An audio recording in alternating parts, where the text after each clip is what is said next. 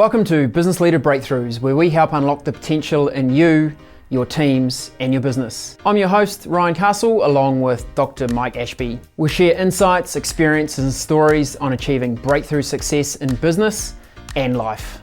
In addition to a podcast, The Breakthrough is a coaching and advisory business that provides programs for business leaders, owners, and managers to develop your skills and capabilities to boost your business and enjoy a better life. To learn more, click the link in the episode show notes or go to thebreakthrough.co. Now let the breakthroughs begin. Mike, welcome into this week's episode of the podcast. Thanks, Ryan. Yeah, great to be here again. Great to be here. We've got a topic we'd like to discuss today, and it's around mindfulness. Something that many of us have probably associated with meditation, yoga. There's probably an entire movement currently around people living their lives in a more mindful way. Everything from taking care and thinking about how you're eating, to taking time out to ponder life. What's our context around mindfulness? Our context is mindfulness at work, and that's at both levels of physically at work and mindfulness in kind of operation, if you like. It's steeped in the Eastern tradition, particularly around Buddhism, and it is about simply being present and open in the moment. Now, at the moment, for the last few years, the last maybe 20 years, it's probably been 10 to 15 years, it's been coming into vogue pretty heavily. Yes. A lot of association with meditation, which is wonderful. We're both proponents of meditation. But mindfulness at work is a different piece. And it really is quite a fundamental philosophy that we've got in our programs about the stuff at work they're actually all vehicles for exercising mindfulness. And there's no meditation involved. Mindfulness is simply being present and open and engaged in the moment. I guess the setting for that is that most of us live in default settings. We cruise on autopilot, we do what we've always done, our brains, they use a lot of energy, so what our brains like to do is seek out the familiar. Our minds are always likely to go for the easy answer over the right answer. And habit. Because habit takes very little conscious thought. It's something we can just cruise on through. We've probably all done that one where we've driven to work and gone, you know what, I actually can't remember a single part of that drive because it was all on autopilot. It was through habit. And if we bring that autopilot state into our workday life, our chance of greatness is reasonably slim. Our path to greatness is somewhat blocked. It is. And I think the autopilot bit is, again, our brains. The habit bit enables our brains to switch off. And our brains, because they consume 75% of our energy in a day, even the thought process consumes energy. So quicker just to go to what you know, stick with the habit, stick with the instinct as opposed to the conscious thought. Before we get to how you might build mindfulness into your work environment, what does the lack of mindfulness look like? More of the same. It looks like doing the same thing over and over and somehow expecting a different result. Doesn't happen.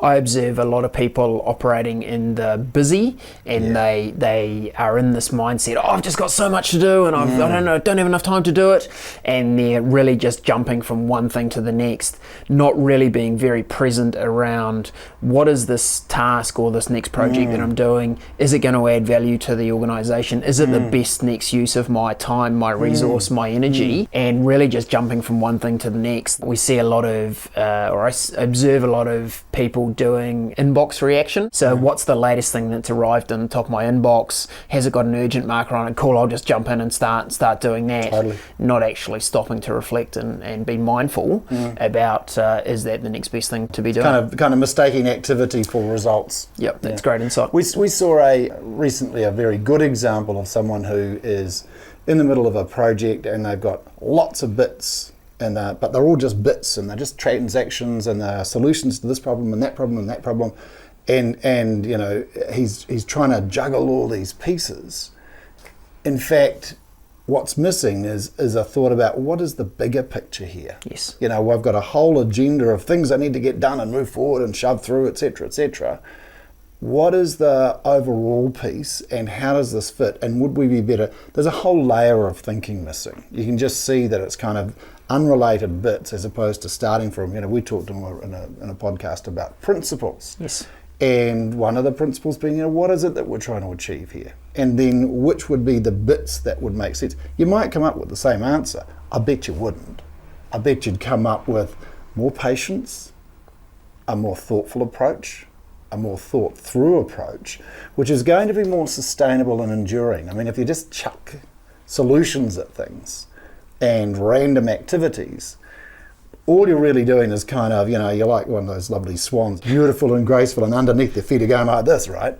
So they're not actually moving things through mindfully, to deliberately and with purpose. That's always a challenge at work when there's a lot on, is to step back and say, and we've got a lot of activity at the moment in these last few weeks, and there's a lot going forward, and part of what I'm trying to do, and I can feel myself sort of struggling with it, I want to get in and do this and do that and do that, and just hold fire, hold on, think about what it is that we're trying to get to, the much bigger picture, not just the next few weeks or the next month or even the next 3 months. That's think, what do we do now that takes us towards where we want to be in 3 years, not 3 weeks. Correct. And that doesn't mean, I can't always sit there and contemplate, because that wouldn't work, would it? No. No, certainly not. Look, I find some things that work well for me. Firstly, the acknowledgement that there will always be more things to do than there is time to do it in. Let's just acknowledge that fact. Sure. I've been asking business owners and business leaders for years, have you ever left the office at the end of the day and not have another single thing you could do? I'm yet to have someone say that's been my case. All right? So there's always will be more to be done. So that suggests that we have to get really clear on we've got more to do than what we've got time. So what are we going to spend our time on? Exactly, yeah. Second one that works well for me is my development day. The importance of stop doing the task activity, spend the time on the business, going how are we going to grow and evolve, and what does our 3-year picture look like, not our 3-week picture. And then we as an organisation, we use an application called Asana for our task and project management and figuring out what we need to do. So I really have 2 core projects that I run. One I call my helicopter project, which is looking at the organisation overall, giving consideration for where we're headed, what's our vision, what are the core components, people, customers, products, that really high level helicopter view, literally. I review that once a week, going, where are we headed? Are we still trying to nail these things? And then I have my, it's simply called my to-do project, which is where I go right from what is my next most important activity, and that good approach of to do, doing and done, and there can only ever be one thing in the doing column. Yeah. We can be systematic about mindfulness. We can have systems and processes that support mindfulness, and that's one of them, the principles that we've talked about. So one of the principles we operate on, as you say, is there's only one thing in the doing column. There can only be one thing. It's actually a good mindfulness thing, because the easiest thing in the world is to just start this, start that, and you've got 17 things that are underway and none actually getting finished. Whereas if you've got to go, and we've talked about this, choose one, that's such a great mindfulness principle. Of all the things you could do, you may only choose one. That will force you to go, of all of those, that one there is the most important. That's an act of mindfulness. You are present, you're engaged, you're going, there's all this stuff going, you're actually thinking about it, as opposed to just going in alphabetical order or date order, or the list of, whichever one's been kind of written over the most with the most exclamation marks, So even that is an example of mindfulness. But if you want to go further, that's in the project, and that kind of prompt. Yes. The challenge is that in the normal course of events, to get yourself into that mindfulness, go into active mode. When this happens, when you're trying to make a decision, when you're trying to have a difficult conversation, stop. That's what you got to do first, right? Is stop. And what you're stopping is your brain. Because your brain's going, it's running through that program. It's like when you turn on your computer, if it's a Mac, it goes very fast, right? The Windows. We don't have time in this podcast to review, Apple versus Windows. So after the kind of 15 minutes that Windows takes to kind of start. But that's what goes on in our brain, right? Is there's a whole lot of whirring going on as all our programs of what we know, what we've learned, and the habits of thought, they all run and take us to a place. Stop the program. stop it there and go, what's the best thing to do in this situation? What is really, there's a lovely quote from, I think it's the Tao of Leadership, something I read years and years and years ago, and it's something that's stuck in my mind. The wise leader looks to what's really going on. And it's such a lovely concept that there's all the stuff and the events and the conversations and everything else. What's the pattern? What's the meaning of what's going on here? And that's, that is mindfulness at work. Yep. So if someone was wanting to start with being more mindful at work, what would be some easy tips for them to get started? Well, I guess the next time that you're going to start an activity, the next piece of work you're going to do, whatever it is, stop and say to yourself, is this something only I can do? And that's great first question. It's a great first question, because well, no, actually somebody else could do it. Well, so why are you doing it? And you might go, there's another opportunity for mindfulness, because you can go, I'm not even going to answer that question and just do it.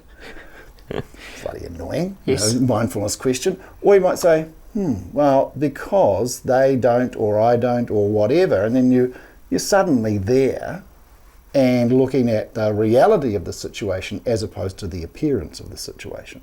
So the symptom is, I've got to do this thing, but the reality is, I'm doing it because I don't have confidence in this person's ability, because I haven't trained them, because et cetera, et cetera, et cetera. Great place to start. I think that's a really good place to start, and then trying to identify the next piece that's going to add value or is literally important, not urgent. And we've mentioned previously that idea of just pausing for a moment, how important is this thing going to be tomorrow, next week, next month, next year? And it really gives you some space to go, actually, maybe this thing is not that important. And we've done that with our members, and quite often what they thought was their next most important thing, when they've given it the space to go, how important will this be in a month's time, they're actually like, you know what, that is not the most important thing I should do next. And that's another great mindfulness at work prompt. How important is this? Because it makes you stop and it makes you think, and you have to engage your brain.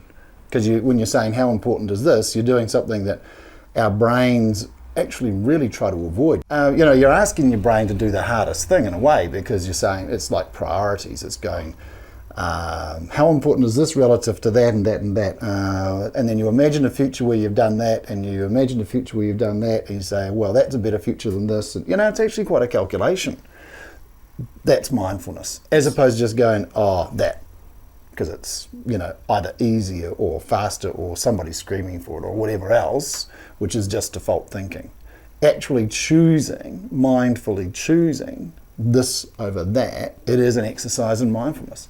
So you've been deliberate to that extent. For those of you who may be a little skeptical around mindfulness, and I think there is a certain amount of the population, they're like, mindfulness, it's that, all that stuff. Yeah. Just think about if you had every single person in your organisation thinking very, what we call actively or mindfully, every time they're about to start something, they were asking some of these questions. We've seen it. We know what a difference it makes to organisations. It's transformational having your whole organisation thinking through in that way. So give that mindfulness a try when you're about to start your next task. Stop and ask some of those questions about what's going. See how it works for you. And I think that's a wrap for today. That's a wrap. Thanks, Ryan. Okay. Thanks, guys. Bye-bye. Cheers.